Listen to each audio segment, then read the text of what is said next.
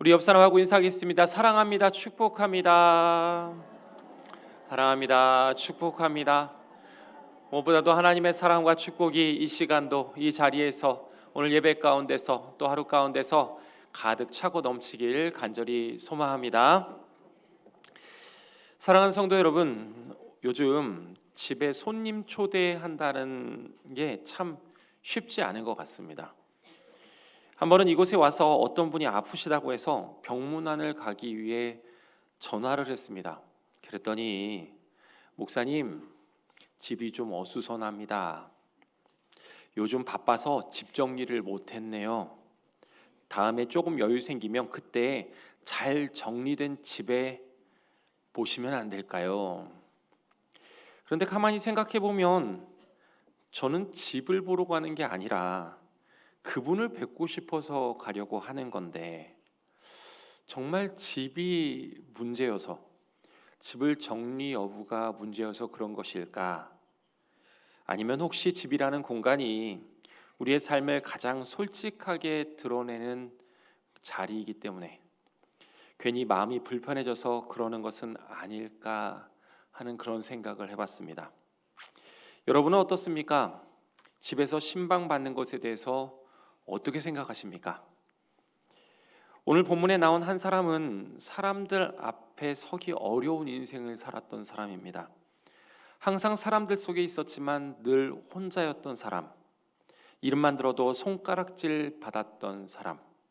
성경은 그 사람의 이름을 삭개오라고 소개를 하고 있습니다. 그런데 예수님은 그에게 아주 뜻밖의 말씀을 하고 계십니다. 오늘 내 집에 유하여야겠다. 예수님은 왜 굳이 집이었을까요? 왜 예배당이 아니라, 왜 광장이 아니라 왜 집이었을까요? 삭개오의 직업은 세리장이었습니다. 당시의 세리는 단순한 직업이 아니었습니다. 세리는 로마 제국의 손과 발이 되는 사람이었어요. 동족의 피 같은 세금을 대신 거두는 사람이었습니다. 로마의 세금 징수 방식을 이렇게 운영했습니다. 정해진 액수만 내라. 그 이상은 너가 가져도 된다. 그러다 보니까 세리는 합법이라는 이름으로 불법을 일삼는 직업이 됐습니다. 동족의 고통 위에 자신의 불을 쌓는 사람이 되었던 거죠. 그래서 사람들은 세리를 이렇게 불렀습니다. 매국노, 죄인, 같이 밥도 먹어서는 안 되는 사람.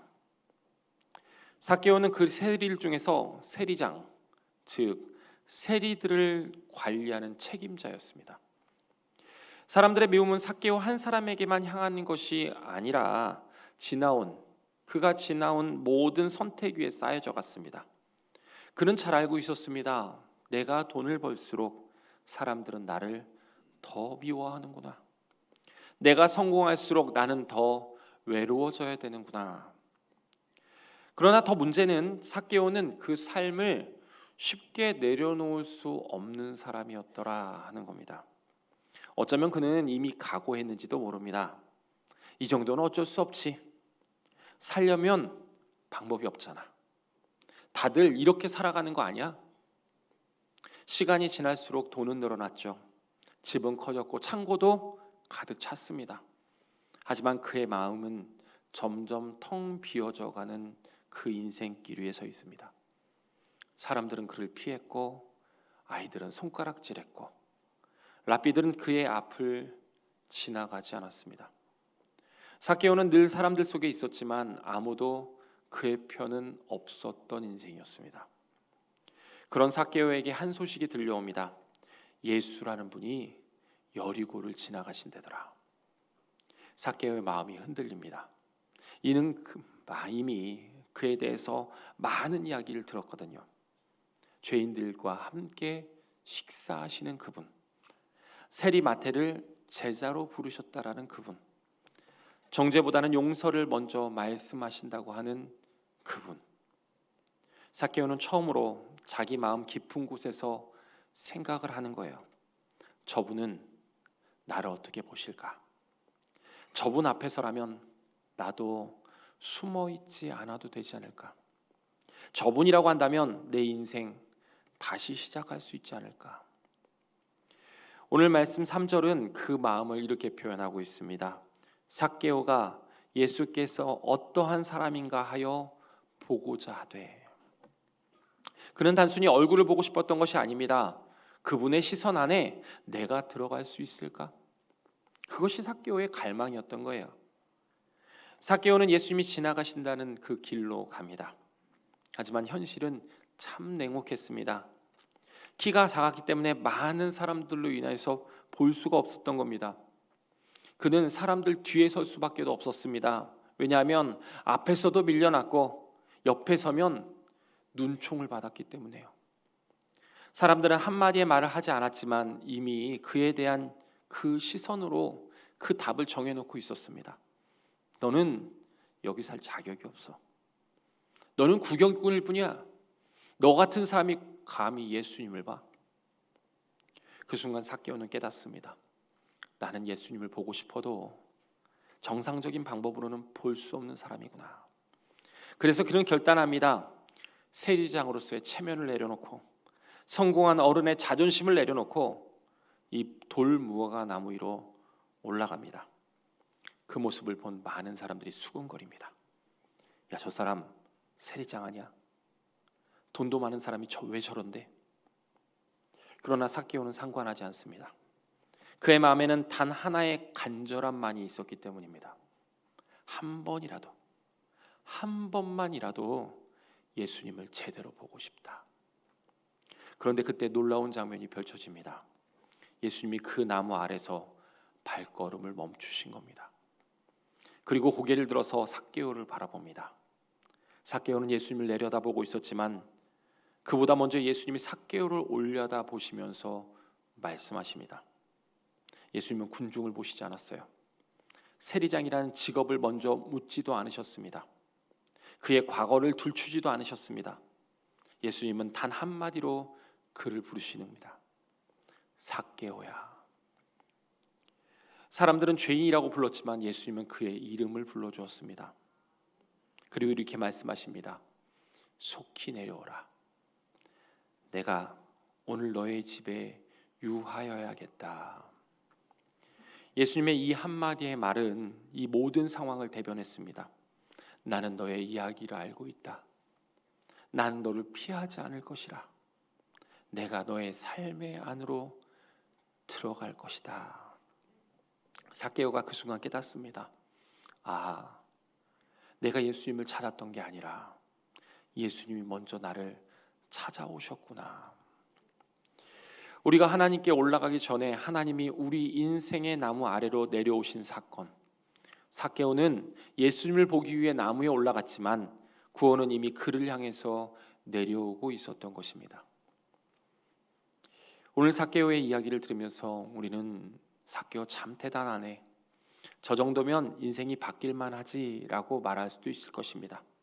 그런데 여러분 가만히 한번 돌아보십시오. 우리도 삭개오처럼 예수님을 사모하는 사람들 아니겠습니까? 우리도 예배를 사모하고 말씀을 듣고 심지어는 찬양을 부르며 눈물을 흘리는 사람들입니다. 예수님이 그런 우리에게 집으로 오신다고 한다면 여러분은 어떻게 말씀하시겠습니까? 예수님, 제가 요즘 너무 바빠서요. 집이 좀 어수선해요. 아이들 때문에 정신이 없었어요. 조금만 더 정리되면 그때 연락드릴게요 라고 말씀하시겠습니까? 교회에서는 얼마든지 신앙적인 말을 할 수 있습니다. 기도도 하고 아멘도 하고 고개를 끄덕이기도 합니다. 그러나 집은 좀 다르죠. 집은 우리의 말투가 드러나는 곳이고, 집은 우리의 부부 관계가 드러나는 곳이고, 집은 우리의 자녀 양육이 드러나는 곳이기도 하고, 집은 말씀 없이 살아온 흔적이 그대로 남아있는 자리이기도 합니다. 그래서 우리는 무의식 중에 그렇게 생각하는 거예요. 주님, 내 마음은 아셔도 되지만 내 삶의 현장까지는 들어오지 않으셔도 되지 않을까요? 삭개오도 그럴 수 있었습니다. 예수님을 멀리서 바라보고 그냥 좋으신 분이구나, 좋은 말씀이구나 라고 지나칠 수도 있었습니다. 하지만 예수님은 말씀하시는 거예요. 오늘 너의 집에 유하여야겠다. 많은 분들이 신방을 받게 되면 이 신방을 점검받는 시간으로, 또 나의 부족함을 드러내는 시간으로 생각할 때가 있습니다. 그래서 긴장합니다. 그래서 거절하기도 합니다. 그래서 미루기도 합니다. 그러나 성경에서는, 이 성경에서 말하고 있는 신방이라는 것은 그 본질을 사람을 평가하러 오는 자리가 아니라 말씀이 머무르기 위해 오는 자리라 하고 말을 합니다. 예수님은 삭개오의 집을 가시면서 그의 집 상태를 묻지 않으셨습니다. 집이 크냐, 작냐, 정리가 되어 있느냐, 사람이 괜찮으냐, 아니냐, 그 어떤 것도 조건이 아니었습니다. 예수님이 원하셨던 것은 단 하나입니다. 문을 열어달라.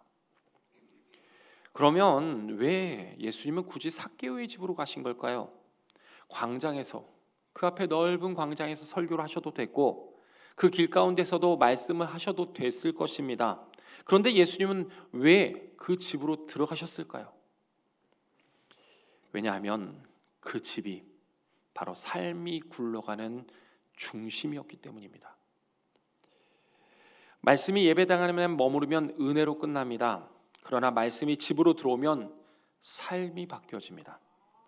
삭개오의 집에서 말씀이 들어오자 그의 돈의 사용처가 달라지고, 그거를 과거가 되던 그의 과거에 대한 태도가 달라졌습니다. 그의 미래의 방향이 달라졌습니다. 오늘날도 마찬가지입니다. 말씀이 집으로 들어오면 가정의 말이 달라지고, 관계의 온도가 달라지고, 선택의 기준이 달립니다. 우리는 주님께 고백하죠. 주님, 저는 주님을 믿습니다. 그러면 주님은 이렇게 물으시는 겁니다. 믿음으로 고백하는 우리에게, 그렇다면 내가 너의 집에 머물러도 되겠느냐? 삭개오의 갈등은 사람들의 시선을 넘는 것이었지만 우리의 갈등은 삶의 문을 여는 것입니다. 신방이라고 하는 것은 부담이 아니라 은혜의 통로를 열어가는 것입니다. 신방은 노출이 아니라 회복의 자리로 들어가는 것입니다. 신방은 사람이 오는 것이 아니라 말씀이 집으로 들어오는 것입니다. 신방은 목사나 교역자가 오는 것이 아니라 하나님의 말씀이 집으로 들어오는 것입니다. 삭개오는 이러한 예수님의 신방을 기쁨으로 영접했습니다. 그래서 6절 말씀에 급히 내려와 즐거워하며 영접하거늘 이라고 말을 합니다. 이 장면은 단순한 환영이라는 것이 아닙니다. 삭개오의 인생에서 방향이 바뀌는 순간입니다. 그동안의 집은 돈이 머무는 집이었고 계산이 중심이 되는 집이었고 사람들이 피하는 집이었습니다. 그런데 그 집에 말씀이 들어오세요. 예수님이 들어오십니다. 그러자 놀라운 일이 벌어집니다. 아무것도 요구하지 않았는데도, 아무 조건을 걸지 않았는데도 삭개오가 먼저 말합니다. 주여 보시옵소서, 내 소유의 절반을 가난한 자들에게 주겠사오며 만일 누구의 것을 속여 빼앗는 일이 있더라면 내 갑절이나 갚겠나이다. 우리는 이 장면을 보며 분명히 알 수 있습니다. 말씀은 머무르기만 하는 것이 아닙니다. 말씀은 반드시 움직이게 합니다. 사무엘하 6장 말씀, 이 구약의 말씀을 보면 법궤가 오베데돔의 집에 머물렀던 사건이 나옵니다. 다윗이 법궤를 옮기다가 두려워서 그 법궤를 오베데돔의 집에 두었을 때 성경은 그 사건을 이렇게 보고하고 있습니다.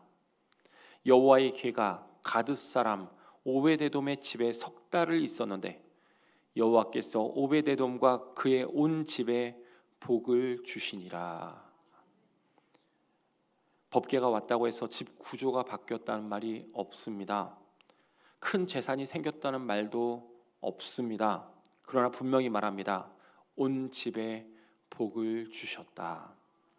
왜입니까? 하나님의 임재가 그 집에 머물렀기 때문입니다.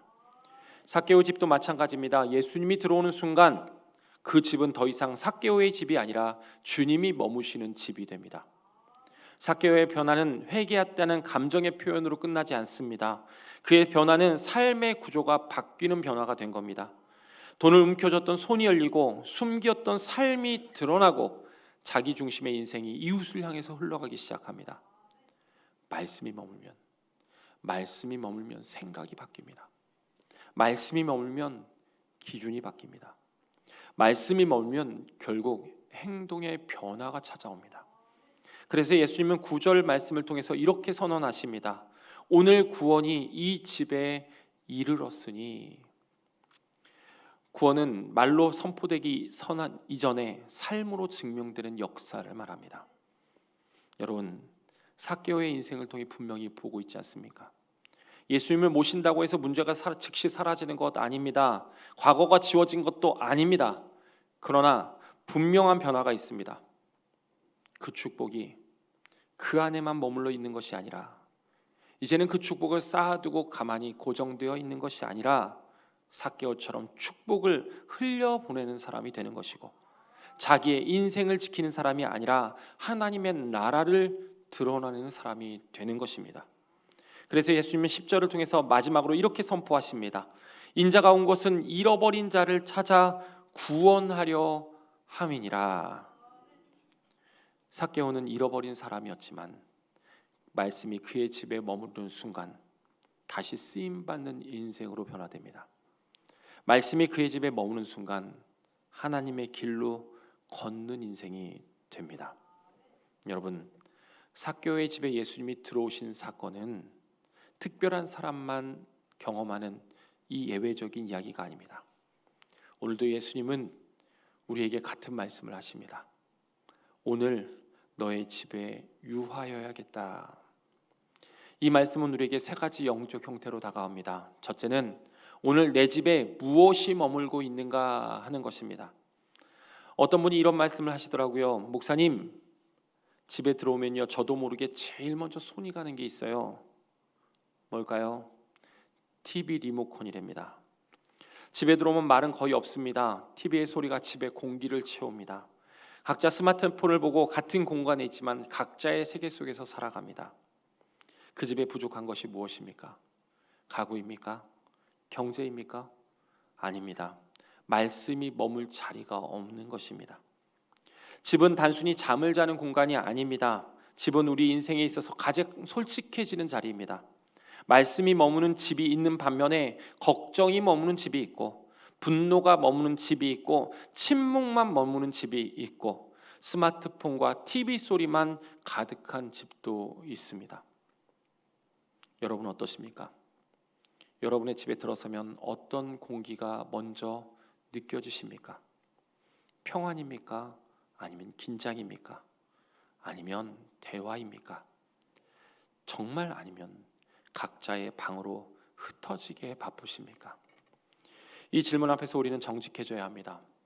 삭개오의 집은 예수님이 들어오시기 전까지는 돈은 많았습니다. 하지만 따뜻한 대화는 없었고 말씀도 머물지 않았습니다. 그러나 예수님이 들어오시는 순간 집안의 공기 자체가 달라집니다. 말의 방향이 바뀌었고 삶의 중심이 바뀌었습니다. 두 번째로는 주님을 집에 모신다고 하는 것은 무엇을 의미하는 것인가 라는 것입니다. 여러분, 집에 손님이 오면 어떻게 합니까? 갑자기 정리하기에 바쁩니다. 평소 안 치우던 것도 치우죠.